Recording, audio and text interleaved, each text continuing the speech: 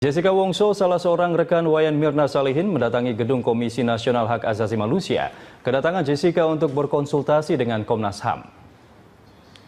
Jessica yang didampingi kuasa hukumnya Yudi Wibowo dan Andi Yusuf melakukan pertemuan tertutup selama 1,5 jam dengan Komisioner Komnas HAM Siane Indriani. Menurut salah satu kuasa hukumnya Yudi Wibowo, saat ini kliennya sedang mengalami depresi akibat tekanan dari pemberitaan media yang menyudutkan dirinya. Terkait hal tersebut, Komnas HAM meminta media tidak berlebihan memberitakan Jessica, apalagi mengarahkan seolah Jessica adalah tersangka.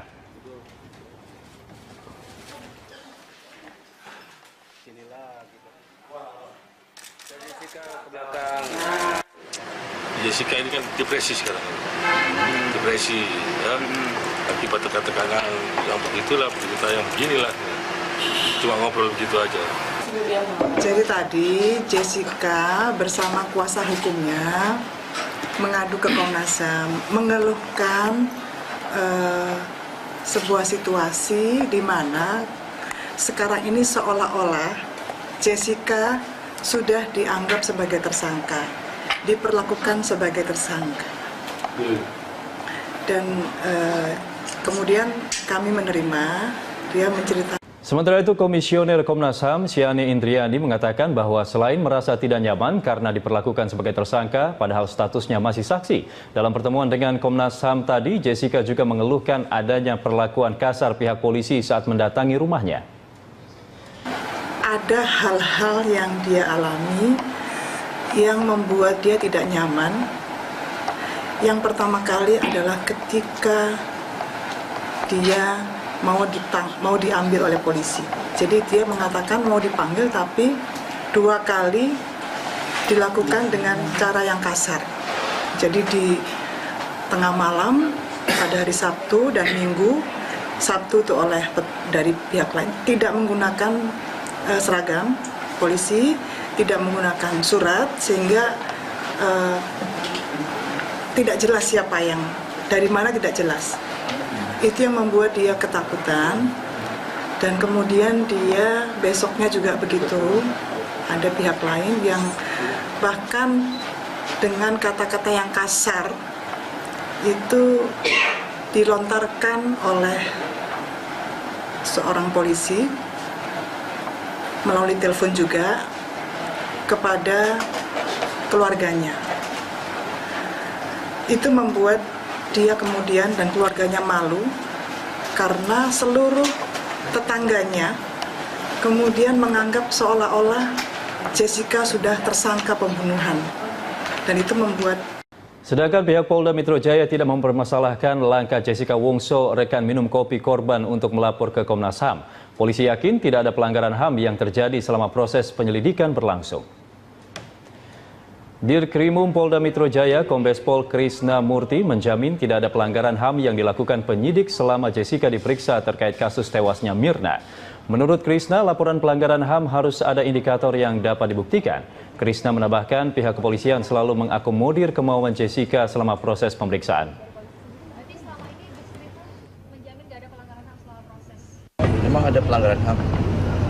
Dari polisi sendiri berarti selama ini Diskrimum menjamin tidak ada pelanggaran HAM selama proses penyelidikan ya?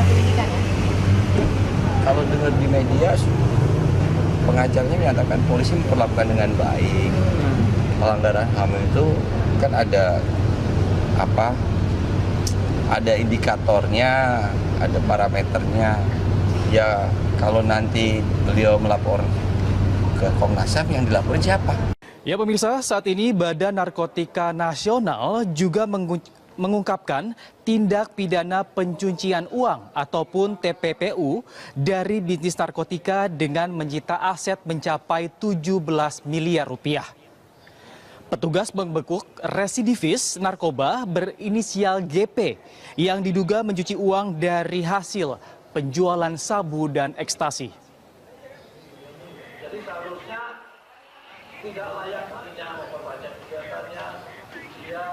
GP melakukan pencucian uang dari 5 bandar besar.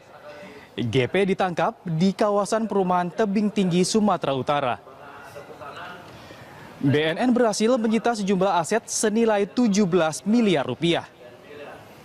Aset itu terdiri dari sejumlah uang, tempat usaha, tanah, 12 unit truk, 3 unit mobil, 2 unit alat berat, 2 truk tronton, dan perhiasan.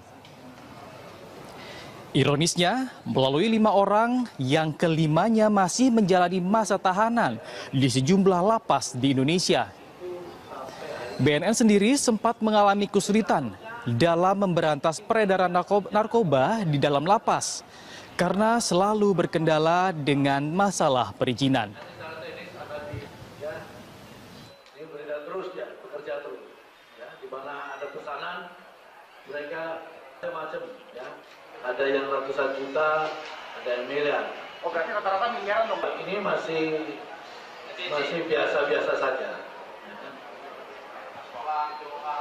Nanti sedang kita kembangkan, tidak menurunkan, lanjutkan ya. Terima kasih.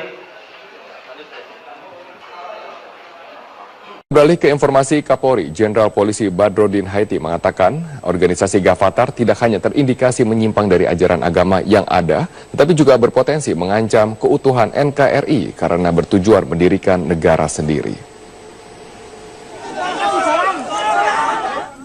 Kapolri Jenderal Badrodin Haiti menyatakan organisasi Gerakan Fajar Nusantara atau Gavatar tak hanya terindikasi membawa ajaran menyimpang, tapi juga berpotensi menjadi ancaman serius bagi keutuhan bangsa Indonesia. Dalam rapat kerja dengan DPR Senin, Kapolri menuding Gavatar yang memiliki 4.000 lebih anggota tersebut telah menyusun struktur pemerintahan terselubung yang bertujuan mendirikan sebuah negara. Hal ini terungkap saat menggeledah komputer milik anggota Gavatar.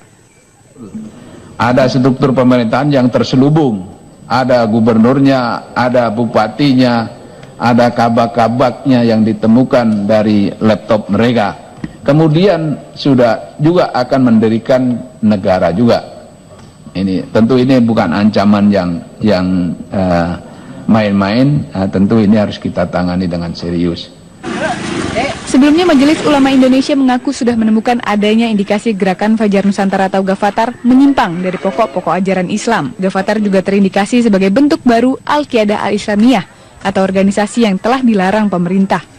Dalam waktu dekat MUI akan segera mengeluarkan fatwa terkait keberadaan Gavatar.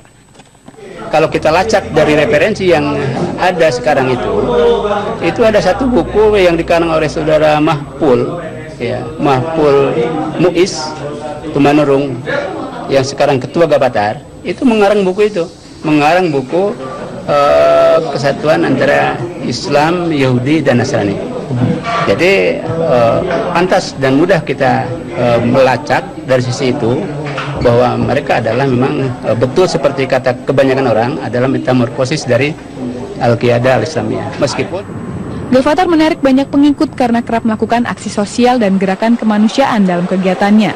Mereka juga memprioritaskan berbagai kegiatan dalam bidang pertanian. Di Kalimantan Barat, sekitar 4.000 anggota Gavatar tinggal berkelompok dan bercocok tanam di sejumlah kabupaten untuk menyambung hidup. Namun menurut Kapolri, para anggota Gavatar membentuk komunitas eksklusif dan tidak menyatu dengan masyarakat setempat. Hal ini yang sempat menimbulkan gesekan antara komunitas Gavatar dengan masyarakat setempat. Pemulangan ribuan ex-Gavatar dari sejumlah kabupaten di Kalimantan Barat ke daerah asal mereka menjadi langkah yang diambil pemerintah untuk menghindari terjadinya konflik lebih lanjut. Sebelum dipulangkan, para mantan pengikut Gavatar juga sempat diberikan pembekalan nilai-nilai keagamaan dan Pancasila untuk kembali ke tengah masyarakat. Tim Liputan Metro TV.